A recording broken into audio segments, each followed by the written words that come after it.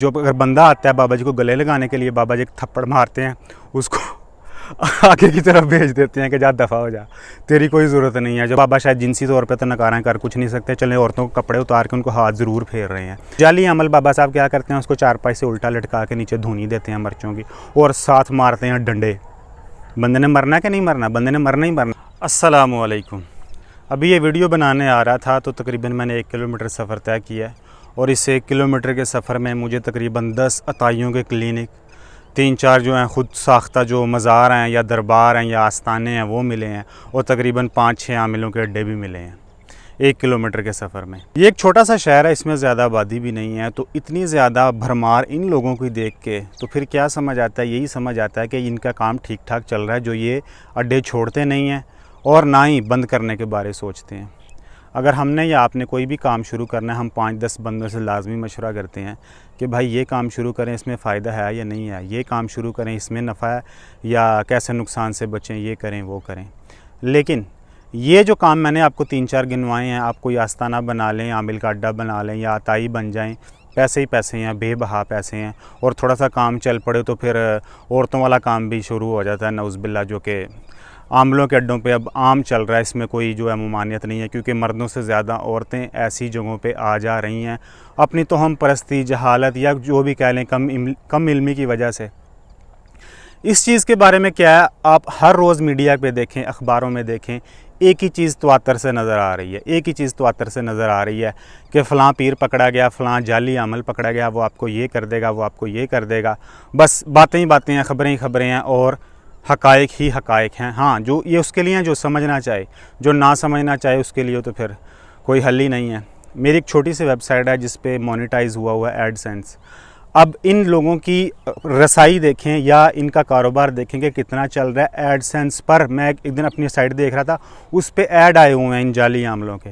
कोई कह रहा मंगनी करवानी हो या तुड़वानी हो, पसंद की शादी करवानी हो या रुकवानी हो, महबूब आपके कदमों में। ये कोई मैं आपको अखबार या मैगज़ीन की बात नहीं बता रहा, ये एडसेंस की बात कर रहा हूँ, गूगल की बात कर रहा हूँ। उस पे ये अब ये इश्तिहार चल रहे हैं। मैगज़ीन या अखबार तो अब पुरानी बात हो चुकी है, आगे आप खुद हिसाब लगा सकते हैं कि इस काम में कितना पैसा है। जो ठरकी बाबा है, जो नकारा बाबा है, जिसे घर कोई नहीं पूछता, वो जब ये समझता है कि मैंने पैसे कैसे कमाने हैं तो वो फिर इस फील्ड में आ जाता है, और लोग उसको कैसे हाथों पे उठाते हैं।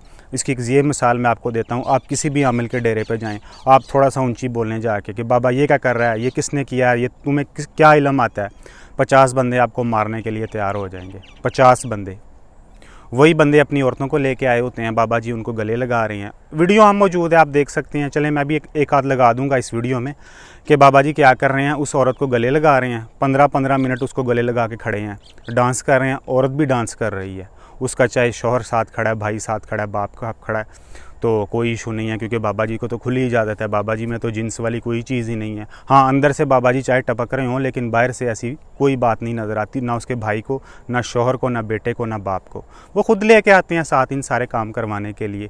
बाबा जी ने 15 मिनट जो है लड़की को या औरत को पकड़ा हुआ है, बाबा जी डांस साथ इंजॉय कर रहे हैं, डांस कर रहे हैं, पीछे कवाली नुमा कोई गाना चल रहा है। तो जो अगर बंदा आता है बाबा जी को गले लगाने के लिए, बाबा जी एक थप्पड़ मारते हैं, उसको आगे की तरफ भेज देते हैं कि जा दफ़ा हो जा, तेरी कोई ज़रूरत नहीं है। जब औरत है तो तेरा क्या काम है इधर मुझे गले लगाने का। ये बंदा खुद जब वीडियो में देखता है, जो बकायदा रिकॉर्डेड है, जो सबूत है, पीछे क्या चीज़ रह जाती है आप खुद इमेजिन कर सकते हैं। सही बात है, शर्मिंदगी से सर झुक जाता है ये वाली चीज़ें देख के कि वो अपनी औरतों को साथ ले आए हुए हैं ये सब काम करवाने के लिए। फिर एक बाबा जी हैं, उन्होंने ऑरेंज कलर का पहला हुआ है, जो हिंदुओं का बहुत मरूफ कलर है। बीजेपी तो उसको अपना खैर क्या मानती है, इंतखाबी निशान मानती है। उन्होंने वो सफ़रून कलर का पहना हुआ है, चोगा सा। हिंदू ही हैं, उनको कलमा तो आता नहीं। तो वो क्या कर रहे हैं, वो औरतों को झाँक के ना, आपको छप्पड़ बनाया हुआ है, तालाब बनाया हुआ है गांव में पिछली तरफ, उसको कहते हैं औरतों को चलो कपड़े उतार के नहाओ। वो बाबा शायद जिनसी तौर पे तो नकारा कर कुछ नहीं सकते, चले औरतों को कपड़े उतार के उनको हाथ ज़रूर फेर रहे हैं।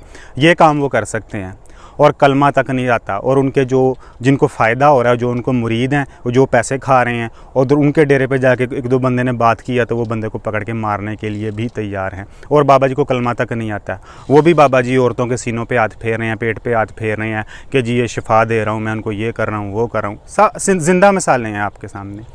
काला जादू और इससे मिलते जुलती चीज़ें तो माशरे में भरमार हैं। सास जो है वो ससुर के पीछे, सास जो है वो बहू के पीछे चल रही है, बहू जो है वो ससुर को मारने के चक्कर में है। और काला जादू मेरा ख्याल है 100 में से 2 बंदों के पास भी नहीं होगा, लेकिन दावा हर बंदा ही कर रहा है, बकरे मंगवा रहा है। अब जो बकरे के गोश्त की सूरत हाल है, मेरा ख्याल है पाकिस्तान में चंद लोग हैं जो बकरे के गोश्त जिनको दस्तयाब है और वो खा रहे हैं, जिनमें सरे फरिस्त ये बाबा जी हैं, जिन्हें बकरे का गोश्त भी मैसर है, पैसे भी मैसर हैं और नौज़बिल्ला औरत भी मैसर है। ये एक तल्ख़ हकीकत है, माने या ना माने, क्योंकि हर गली के नुक्कड़ पे एक बोर्ड लाजमी लगा हुआ है कि हर परेशानी का हल, हर परेशानी का हल। हाँ, ये अलग बात कि बाबा जी को खुद परेशानी होती है, बीमारी होती है, तो वो हस्पतालों में जाके इलाज करवाते हैं, दवाइयाँ लेते हैं। आम बात है, वो हस्पतालों में मिलेंगे आपको, और बड़े बड़े महंगे अस्पतालों में मिलेंगे जहाँ आम बंदा जा भी नहीं सकता। मैं सरकारी अस्पताल की बात नहीं कर रहा। ऑपरेशन तक वो करवाते हैं ऐसे अस्पतालों में जाके, और अपनी बमा फैमिली का, ना उनको खुद शिफा है अपने हाथ से और ना उनकी फैमिली को। जब उनके चाहने वालों को ये बात बताएं ना, ओ भाई आपका बाबा तो उधर खुद इलाज करवाने जा रहा है, वो तो ये कर रहा है, वो तो वो कर रहा है, तो वो कहते हैं नहीं नहीं, ये जो फैज़ है ये लोगों के लिए है, उनको अपने लिए कोई फ़ैज़ नहीं है।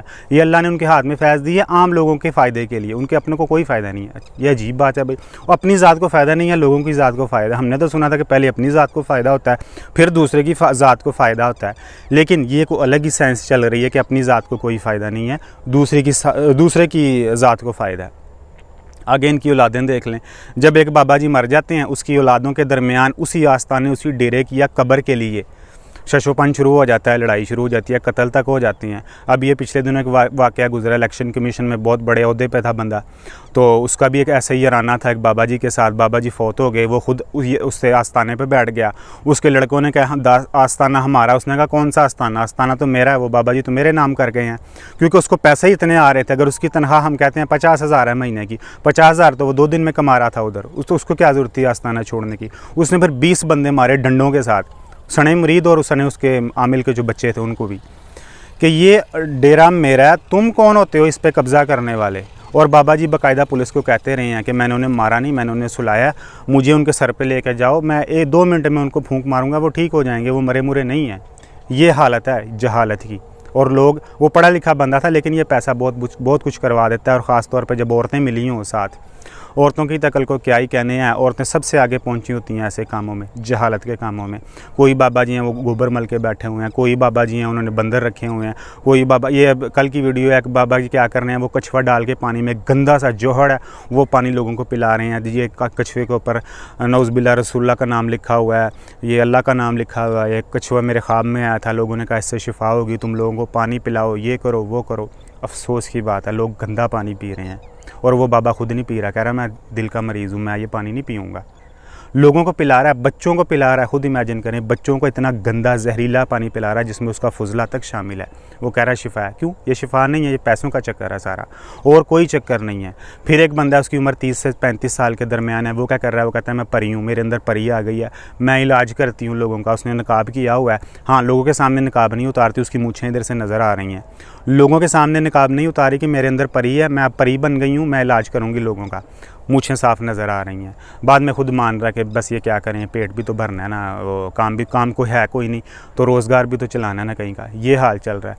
फिर जो इंजीनियर मोहम्मद अली मिर्ज़ा साहब हैं, वो जब बाबों को कहते हैं तो जो सब बाबे हैं वो तड़पना शुरू हो जाते हैं, उनके चाहने वाले भी, कि हमारे बाबों को कह दिया। और भाई वो इन बाबों की बात कर रहा है जो जाली बाबे हैं, जो खुद साख्ता बाबे हैं, जो लोगों का ईमान भी ठग रहे हैं, पैसा भी ठग रहे हैं, उनकी जानों से भी खेल रहे हैं। अब जो गंदा पानी लोगों को पिला रहा है, उसको कुछ हो जाए, अल्लाह ना करे इसकी जान चली जाए, कौन जिम्मेदार है? बाबा जिम्मेदारी लेगा?